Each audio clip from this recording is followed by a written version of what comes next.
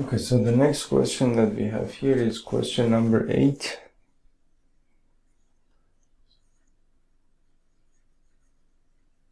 Question number 8, which is consider f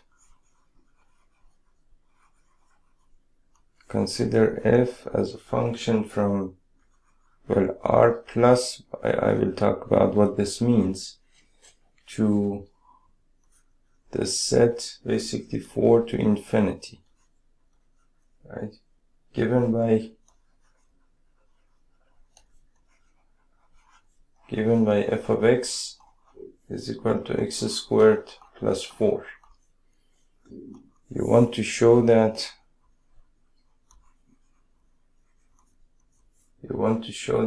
f is invertible. Show that f is invertible with the inverse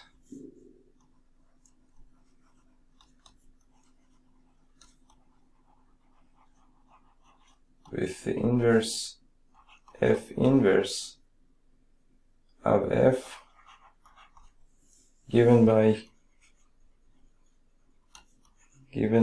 f inverse of y is equal to the square root of y minus 4, where r plus is the set of all non-negative real numbers, is the set of all non-negative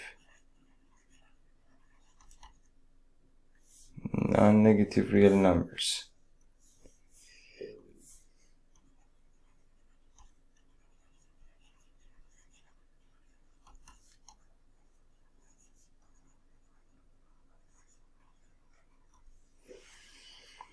Okay, so basically it seems that there is some ambiguity over some notation in mathematics, and I read this on Wikipedia that there is something called the set of positive real numbers. The set of positive real numbers.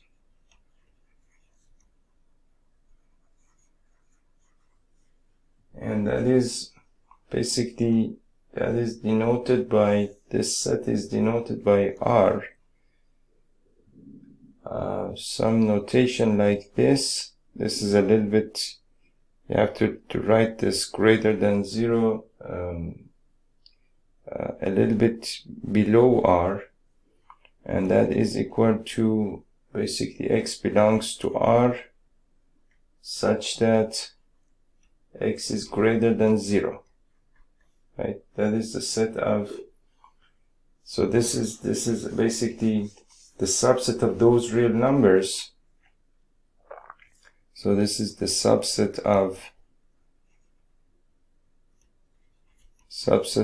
those real numbers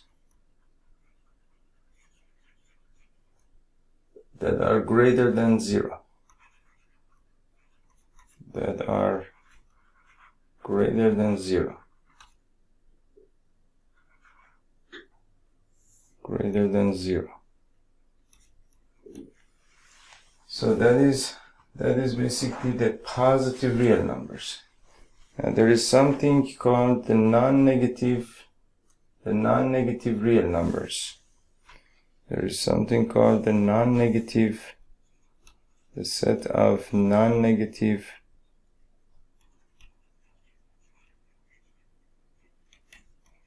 real numbers,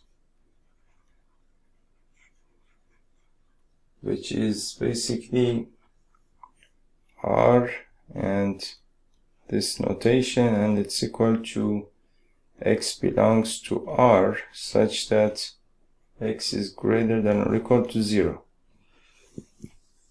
This includes 0.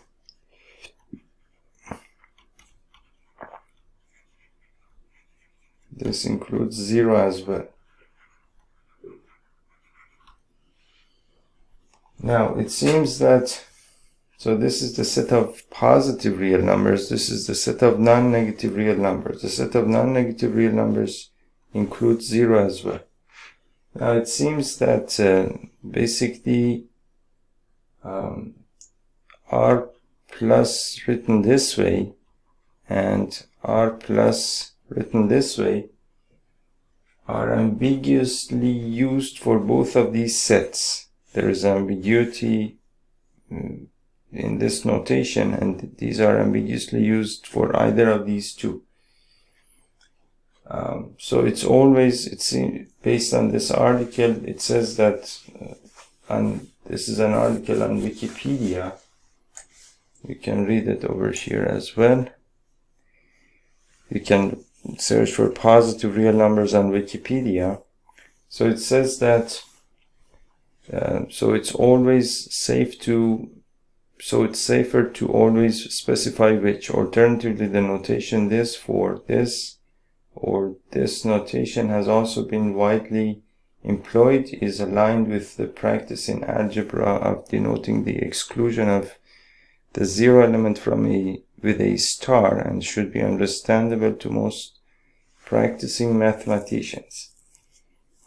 Meaning that when you use a star, that means that you're excluding the 0 from the set. Okay. Now, this is basically, but as you can see over here, it's been actually identified that basically r plus is the set of non-negative real numbers. That means that r plus is actually this set over here. They have used r plus, this notation they have used for this set. So now we understand, of course, what that means. Now the question itself is, consider a function f r plus to this set given by f of x is equal to x squared plus 4. We want to show that f is invertible with the inverse f inverse of f given by f inverse of y is equal to this function, where r plus is the set of all non-negative real numbers. So now, based on what we said in the previous video, if you want to show that basically f, which is f of x is x squared plus 4, if f of x is equal to x squared plus 4, and f is a function from r plus to the set 4 infinity, you want to show that this is invertible, and you want to show that the inverse is basically some other function f inverse, which is this function over here, right? Now, in order to show that this function is invertible, you need to first show that it is 1 1, and I'm from now on I'm going to just simply use the basically, you know that 1 1 is the same thing as injective, and you know that basically you know that unto means surjective. I am going to use these two terms from now on, meaning that, and of course you understand that 1 1 means injective, unto means surjective. So I'm going to go with these two terms. These are much easier for me. And we all understand what they mean, so we have no problem there. So we have to show that f, so we need to show that f is injective and surjective.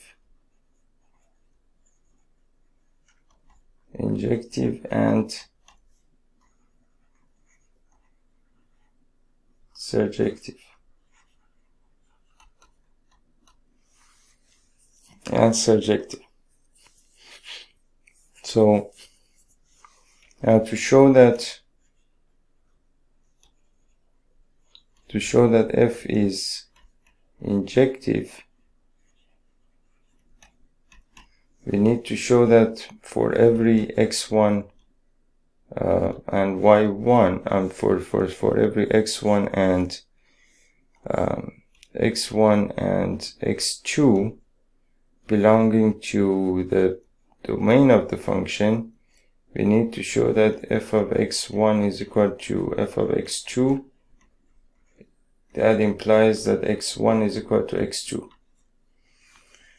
Now the domain of the function is R plus, meaning non-negative real numbers, which includes 0 as well. And that goes to this set 4 to basically infinity. So if I say that, if I assume that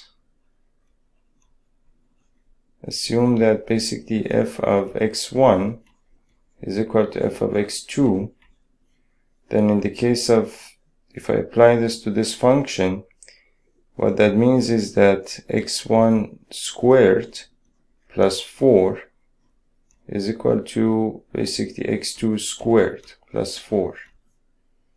These 4s that you can cancel out, and what that means is that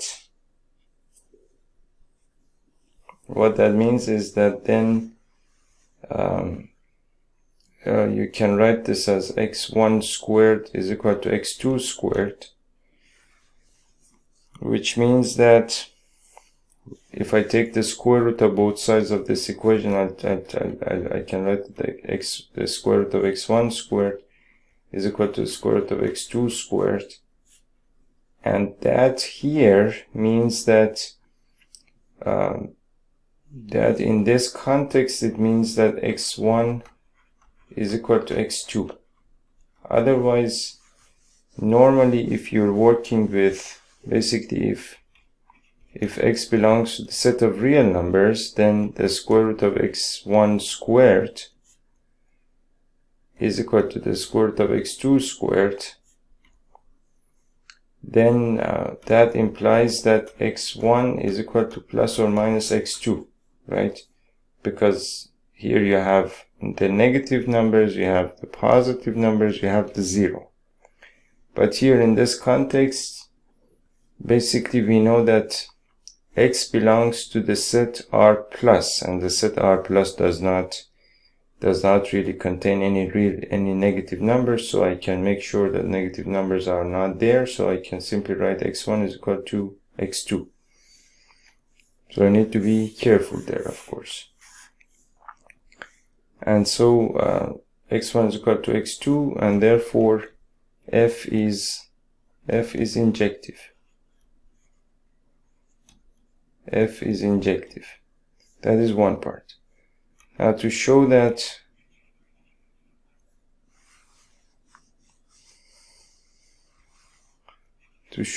f is surjective,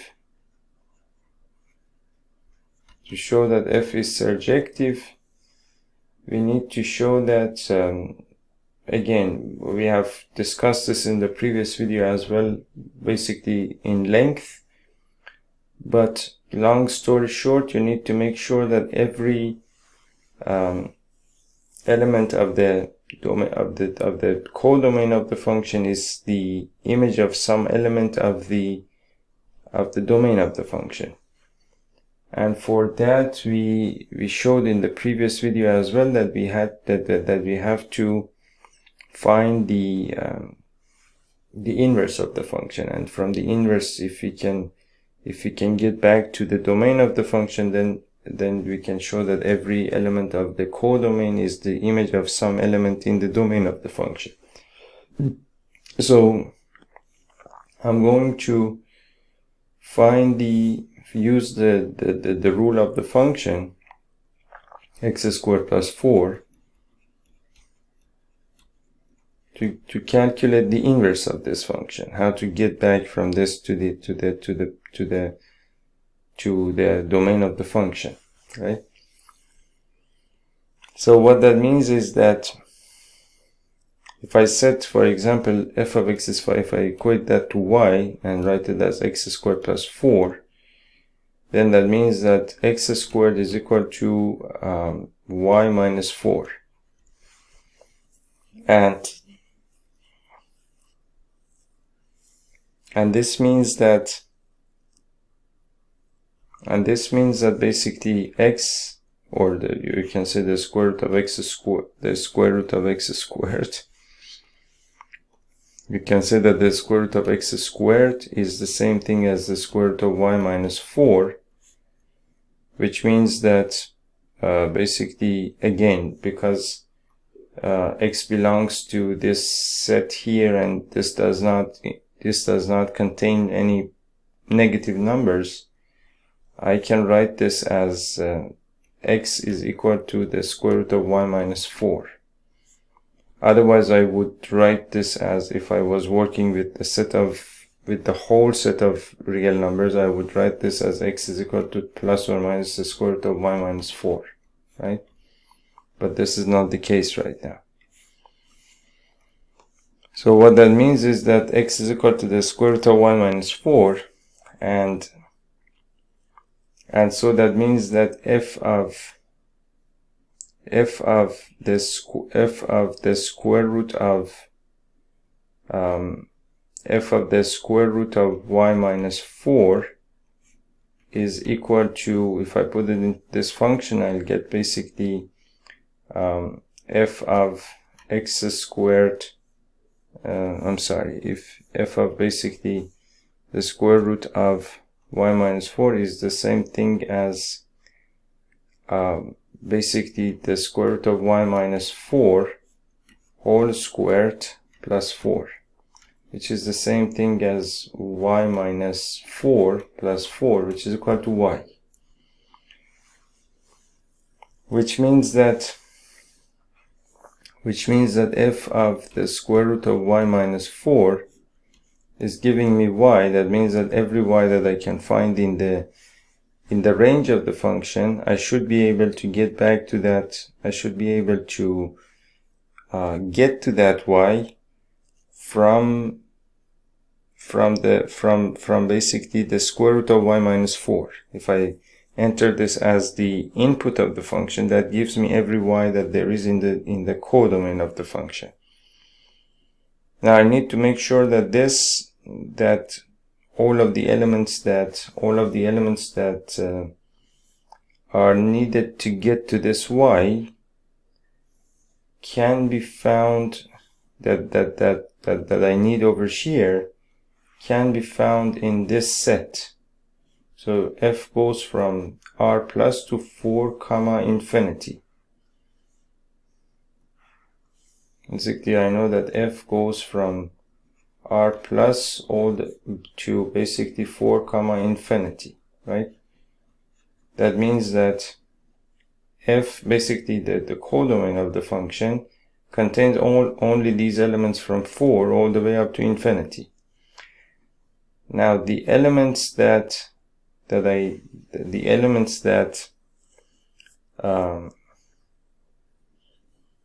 basically what I want to do actually is that I want to make sure that every y here will be covered. So every y will be covered, every y would be all of these y's basically, right? So I want to make sure that all of these y's from 4 to infinity are covered. So how do I do this now? So again, basically I have to repeat this line of reasoning. Okay, so basically what we want to do here is basically we want to make sure that each and every one of these elements in this set is going to be the image of some element in the domain of the function. And then that means that the function is onto or surjective. And so then that's basically what we want to show. Now, each and every one of these elements I can get to through the square root of y minus 4, meaning that if I basically have the square root of y minus 4, if I have the square root of y minus 4,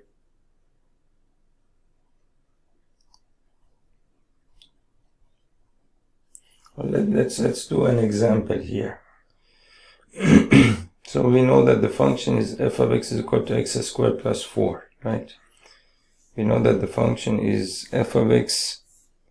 We know that the function is f of x is equal to x squared plus 4.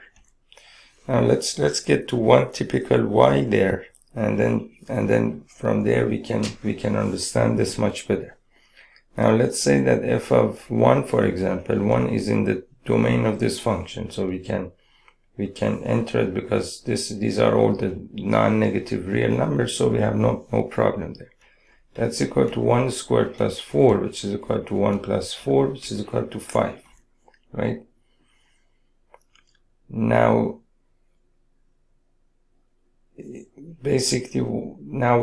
using basically this function that I have here, if I calculate the square root of basically 5 minus 4, it's going to give me the square root of 1, which is equal to 1. So, and that is basically what I started with to get to 5, right? Another example. So let's say that I calculate f of 2. F of 2 is equal to 2 squared plus 4, which is equal to 4 plus 4, which is equal to 8. Now if I calculate the square root of 8 minus 4, that is equal to the square root of 4 is equal to 2. Again, the same number that I started with here, right? So any number that I have in this set here, if I want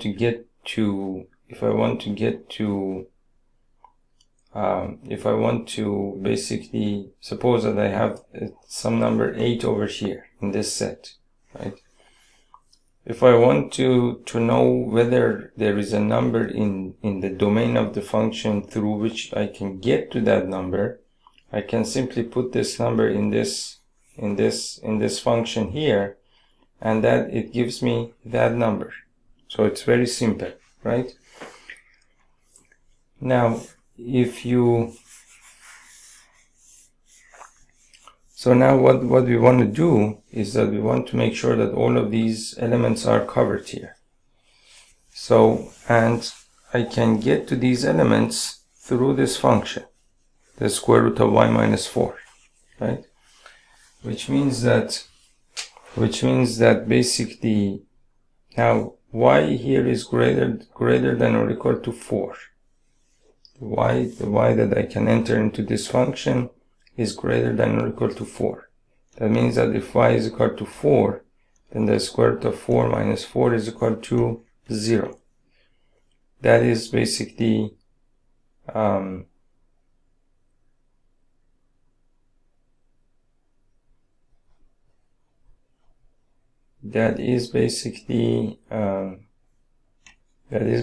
the output of this function, which ultimately becomes basically the elements of this set. And if y is equal to 5, then I get the square root of 5 minus 4, which is equal to the square root of 1. If I have y is equal to 6, then you have the square root of 6 minus 4, which is equal to the square root of 2, and so on and so forth, all the way up to infinity. That means that here I start from 0 and go all the way up to infinity, which covers all of these numbers in this set, which means that all of the numbers in this set are images of some element in the domain of the function. And based on that, I can say that for basically for every y belonging to the set 4 comma infinity, there exists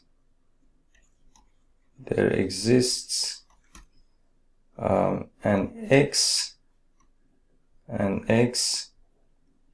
in which basically belongs to R plus, such that f of x is equal to f of the square root of y minus 4,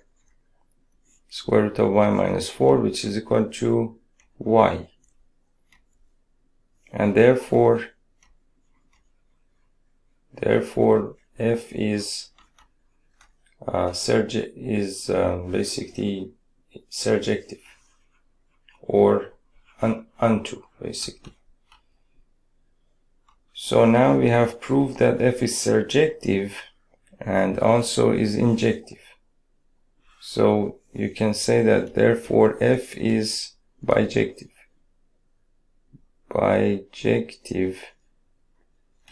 And so the inverse of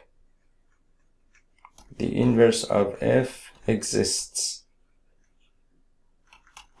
Now, in order to calculate the inverse of f, to find the inverse of f, let some f inverse from this set back to this set, from 4 comma infinity back to this set R plus, exist.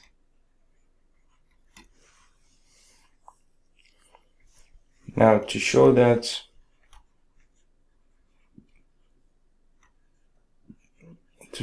f inverse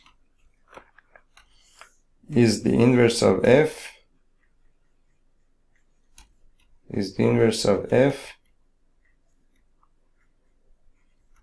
we need to show that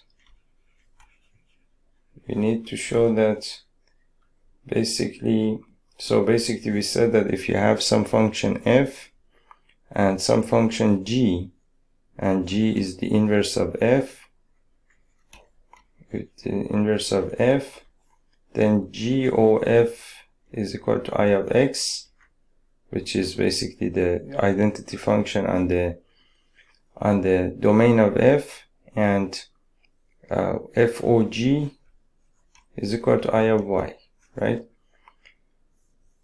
So you can see, based on this, I can write, I need to show that basically f inverse composed with f is equal to I of x, and f composed with f inverse is equal to I of y, right? Now what we need to do is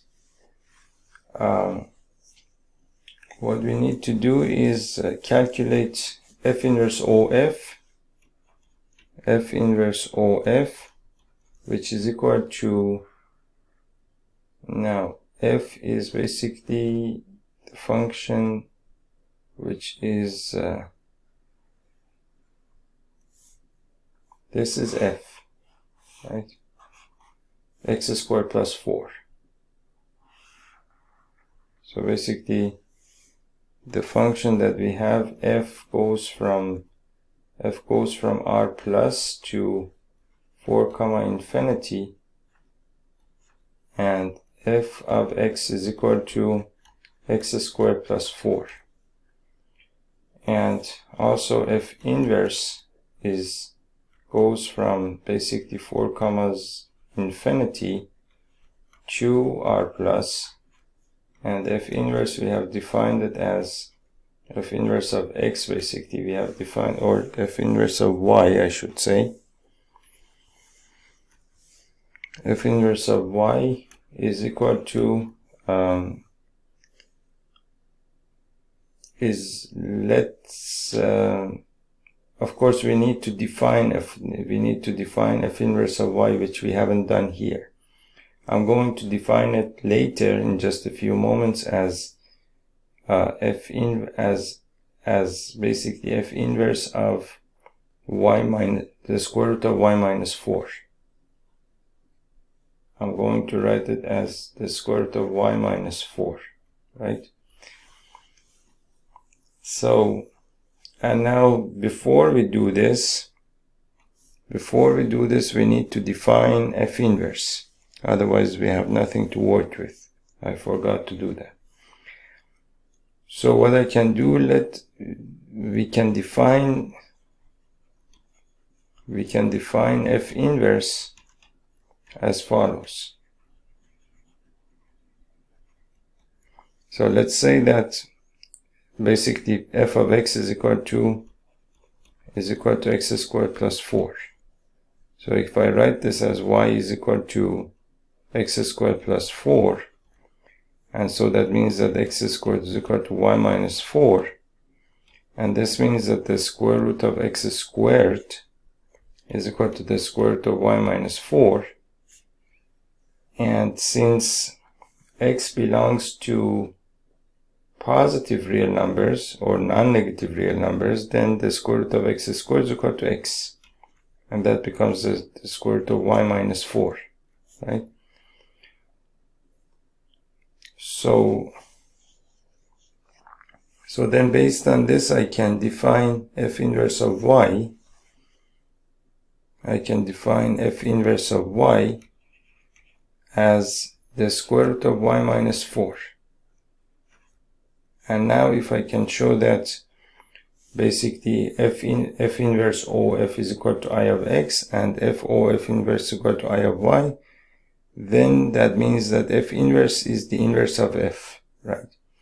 So f inverse of now, so now f inverse of is the same thing as basically the square root of y, which is here x squared plus 4, x squared plus 4 minus 4, and these two will be cancelled out, and that's equal to x, which means that f inverse of is equal to I of x, right? F inverse of is equal to I of x, meaning that of course here I should write f inverse of x, for example, is equal to this. That means that basically any x that I input into this function, it gives me the same thing back, which means that it is the identity function on the domain of f. On the other hand, if I calculate f composed with f inverse of y, what that means is that is basically f inverse of y. Now f inverse of y would be basically the square root of y minus 4 whole squared plus 4, which is equal to y minus 4 plus 4, which is equal to y. Which means that basically f inverse is equal to I of y, the identity function and the codomain of the function. And therefore, then based on the discussion that we had here, you can say that therefore f inverse of y, which is equal to basically the square root of y minus 4, is the inverse of f, right? So that was a good question. Now the next question that we have is question number 9.